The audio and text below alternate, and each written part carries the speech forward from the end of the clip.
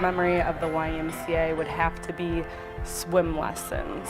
I was taking lifeguarding lessons from a man by the name of Dick Chapin, and he tried to drown us. That was his way of making sure we were tough enough to be lifeguards. One of my first experiences was at a young age coming to see my mom. My grandfather used to work here as well. The kids were in basketball, they were in soccer, they were in gymnastics. My kids attended the YMCA summer camp here.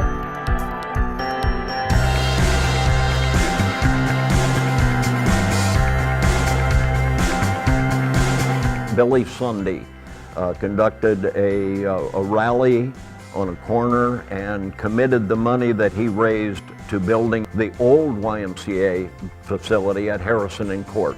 The old building was old.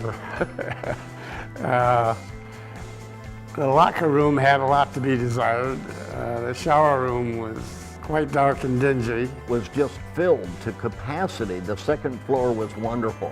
If you like kids. It was smelly, it was noisy. The exec that I worked with, philosophy was to fill the building with kids and show the community what we can do with the tools we have. In 1968, we moved into this building. That was exciting because I was quite active in the solicitation of funds to build it. The new building was so inspiring and so wonderful, I thought I've died and gone to heaven because I have this beautiful place to work out. Great people to associate with, great instructors. And I loved working with that kind of support and freedom that I had in creating programs. He kept this Y running the way Y should be run.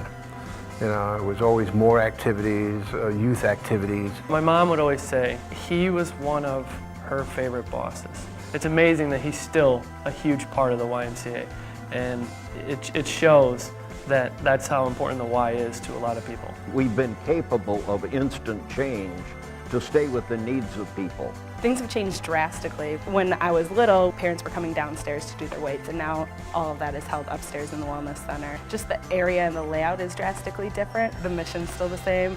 Family atmosphere is still the same.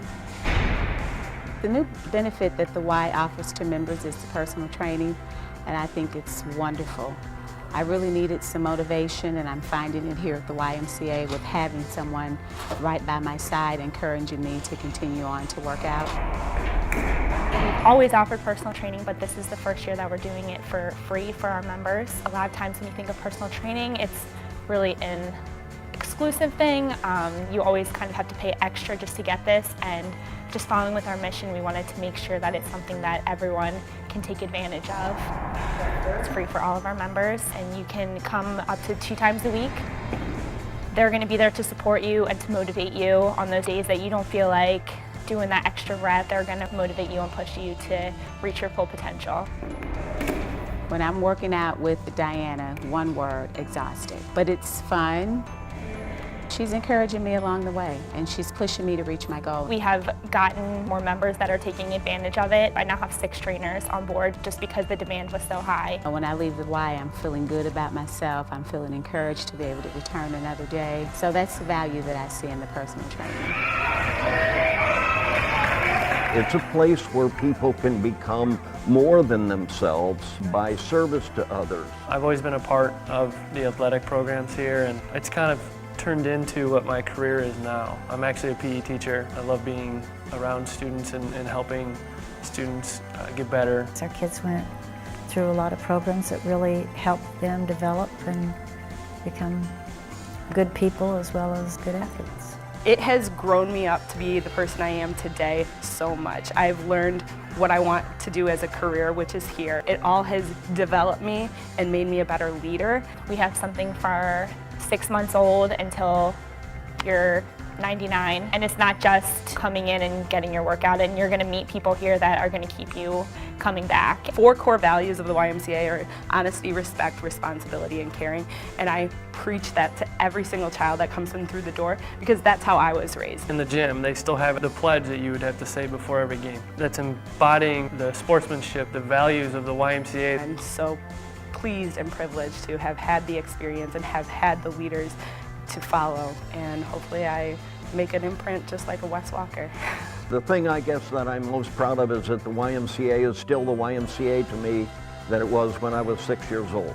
We'll still be a part of the Y. My kids will play Mighty Mites and do all the things that I used to do when I was that age. The Y exists through the support of its members and its community. And so, as we celebrate 120 years, I'm quite certain that this community will continue to support the Y the way it has in the past, because it's an invaluable resource to the people of Kankakee County. Not only does it say something about the Y, it says something about the community wanting to keep the Y here. I hope it continues in this same direction that it's going, where it provides all kinds of activities for youth and adults. The YMCA helps the community. I think back to 1938 when somebody supported me. I feel like I owe it back to the YMCA to support others.